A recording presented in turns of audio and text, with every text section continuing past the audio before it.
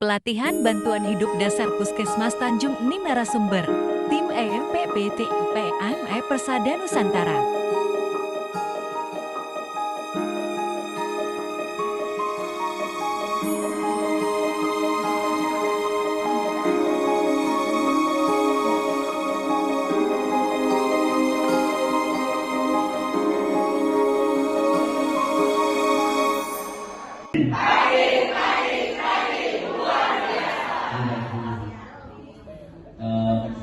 Mengucapkan terima kasih atas undangannya ibu-ibu sekalian, bapak, para tim kami. Jujur sebenarnya kami agak dijebak sebenarnya, dijebak sama juri ini.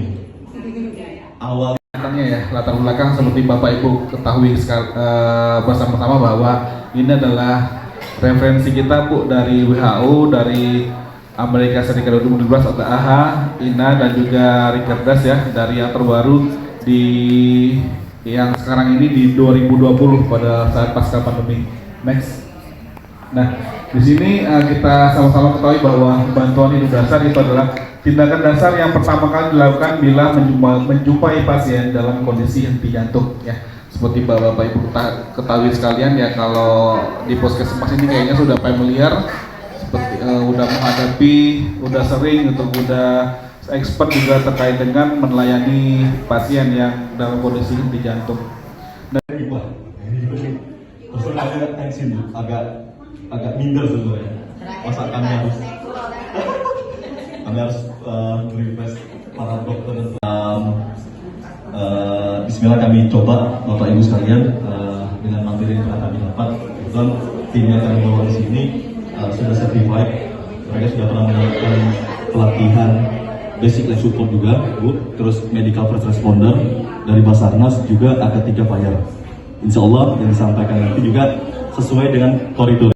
Ya, latar belakang seperti Bapak Ibu ketahui bersama-sama bahwa ini adalah referensi kita Bu dari WHO, dari Amerika Serikat 2012 atau AHA, INA dan juga Rikerdas ya, dari yang terbaru di yang sekarang ini di 2020 pada saat pasca pandemi. Next. Nah, di sini kita sama-sama ketahui bahwa bantuan hidup dasar itu adalah tindakan dasar yang pertama kali dilakukan bila menjumpai pasien dalam kondisi henti jantung ya. Seperti Bapak Ibu ketahui sekalian ya, kalau di puskesmas ini kayaknya sudah familiar, seperti udah menghadapi, udah sering untuk udah expert juga terkait dengan melayani pasien yang dalam kondisi henti jantung. Kalau dia tidak respon lagi, atau di unresponsive, dicubit, ya kita kasih painful. Dan apabila dari tiga tersebut dia korban tidak respon, kita lanjutkan ke tahap selanjutnya Bu, di RNS. Nah, S-nya itu adalah send for help. Jadi kita itu pada saat akan melakukan bantuan, kita harus cari teman kompresi, atau kita akan melakukan bantuan hidup dasar. Posisi kita juga harus yang ideal Bu ya, jangan sampai kita itu karena posisi kita yang gak enak, kita melakukan kompresinya tidak ekonomi sehingga menyebabkan sakit pada tubuh kita. Nah, kita bisa melakukan kompresinya di sebelah sisi kanan korban. Bedang ya, sternum. Kemudian tangan satunya, tangan yang terkuat kita taruh bagian bawah. Oke, ketemu, baru kita lakukan kompresi. 1, 2, 3, 4, 5, 6, 7, 8, 12, 13, 14, 15, 16. Lakukan kompresi. Ketika mau membuka baju, permisi dulu sama kalau ada saksi atau sama korban. Jadi untuk menentukan titik kompresinya kita pakai Posisi yang nggak pas, perlu geser sedikit.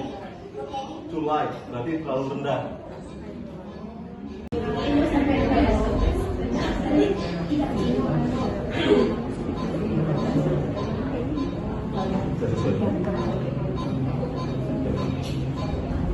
Dan satu hal lagi perlu diperhatikan, kalau dari teorinya kurang lebih sekitar 5 sampai 6 cm kalau nggak salah. Terlalu punten. Dia akan respon.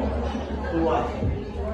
Untuk perhitungannya 1, 2, 3, 4, 5, 6, 7, 8, 9 terus sampai ke 30. Kedalamannya juga diperhitungkan, kecepatannya juga diperhitungkan. Jadi kecepatan itu antara 100 sampai 120 kali dalam 1 menit. Ya.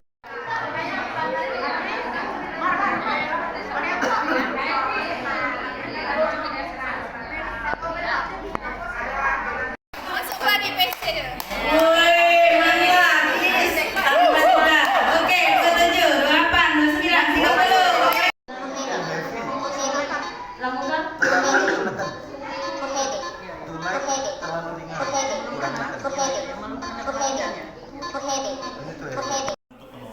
Aman untuk korban dan aman untuk lingkungan. Jadi benar-benar kita pastikan aman untuk penolong itu adalah benar-benar kita sudah terproteksi secara penuh. Jadi dengan masker, sarung tangan, mungkin gloves ya, terus dan lain sebagainya. Cuman kalau di jalan raya yang sifatnya emergensi, rata-rata memang nggak mungkin kita lakukan itu. Minimal kita bersih saja cukup. Terus aman untuk penolong, si korbannya pastikan di wilayah sekitar korban itu benar-benar tidak ada barang-barang yang mengganggu daripada si korban. Mungkin ada pecahan kaca, besi dan sebagainya. Termasuk lingkungan. Lingkungan lihat lagi posisi si korban. Apakah di tengah jalan raya, di jurang dan sebagainya. Nah itu harus kita lakukan emergency move dulu kalau kita. Jadi pemindahan secara darurat ke tempat yang lebih aman baru dilakukan penolongan. Akan percuma kalau kita melakukan pertolongan tapi posisi kita sendiri tidak aman. Akan menambah korban selanjutnya. Itu di danger. Yang kedua direspon. Benar-benar direspon dipanggil Pak. Mungkin kalau kenal sama orangnya panggil namanya boleh. Kalau nggak kenal Pak, Bu, silakan dipanggil. Dengan alert, dengan suara, dengan verbal, dengan sentuhan, tepukan, sama painful atau dengan rasa nyeri. Jika ketiga yang sudah dilakukan namun tidak berhasil, maka itu disebut unresponsive. Lalu kembali ke siklus selanjutnya, kita lakukan kompresi. Send for help, minta bantuan. Jangan lupa minta bantuan. Nggak ada Superman kita di sini Bu ya. Nggak ada yang kita paling hebat sendiri. Kita wajib minta bantuan. Minta pertolongan. Karena tadi kita punya batas sendiri-sendiri. Jadi sudah minta bantuan, lalu lakukan kompresi.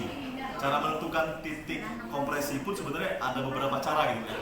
Yang pertama tadi sudah dijelaskan, mungkin dari 2 jari dari tulang sternum ya. Yang selanjutnya ada juga dulu mungkin pernah dengar tarik garis lurus dari 2 puting susu, letakkan di tengah, geser sedikit, masukkan. Sama, intinya sama, posisinya sama. Kurang lebih seperti itu. Kalau mau pasti sekali, rasanya nggak mungkin. Cuma di boneka aja bisa pasti karena ada monitor gitu ya. Itu dikompresi. Kompresinya pun sesuai dengan hitungan, benar-benar sesuai dengan hitungan. 100 sampai 120 kali per menit itu cepat. Nggak boleh kita lambat. Karena apa? Jantung itu kan, mungkin Ibu dokter lebih paham nih. Jantung itu kan memompa. Kalau kita kompresi kita lambat, begitu dia mulai mengembang, dia mau kembali lagi itu akan membutuhkan waktu lagi. Nah, itulah momentum yang kita ambil saat kompresi. Makanya benar-benar kita lakukan secepat dan juga kedalaman sesuai. 1, 2, 3, 4, 5, 6, 7, 8, 9, 10. 1, 2, 3, 4, 5, 6, 7, 8, 9, 20. 1, 2, 3, 4, 5, 6, 7, 8, 9, 30. Sudah 30, baru ke airway, jalur nafas. Kita lihat jalur nafasnya, apakah ada sumbatan pada jalur nafas. Dengan cara apa? Tekan dahi, angkat dagu. Buka jalur nafasnya sehingga tracheal ya, jalur nafasnya itu terbuka dan bisa kita lihat sekalian apakah ada sumbatan di mulut dan hidungnya. Jika pun ada sumbatan, maka bersihkan. Lalu jika tidak ada, maka kita pemberian nafas. Pemberian nafas sebenarnya ada beberapa cara. Kalau kita punya BVM, bagus. Tapi nggak mungkin kita selalu kemana-mana bawa BVM. Atau mungkin pocket mask seperti ini. Biasanya kalau orang kelas gitu kemana-mana punya ini di tasnya untuk mencegah itu. Pun misal tidak punya, boleh dengan kain ditutup mulutnya. Jadi kalau ini dengan alat, kalau ini mutu mask, mulut ke masker. Lalu ada juga mutu device, alat bisa jadi tisu, bisa jadi kain perca yang tipis, yang bisa udara bisa dihembuskan. Atau kalau memang kita yakin ini misalkan keluarga kita nih, kita yakin insya Allah dia sehat, kita berani langsung tubuh, silakan saja, nggak jadi masalah. Asal kita yakin bahwasanya memang ini tidak ada penyakit menular dan harus dilakukan segera. Jadi kalaupun bawa yang paling kuat ya, depan.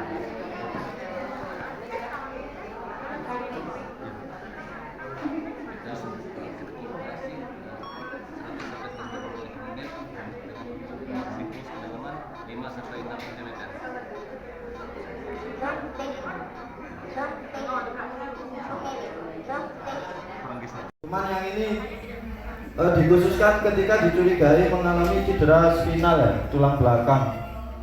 Jadi membuka jalan nafas dengan cara seperti ini tidak boleh bergerak sama sekali, Bu. Harus fix.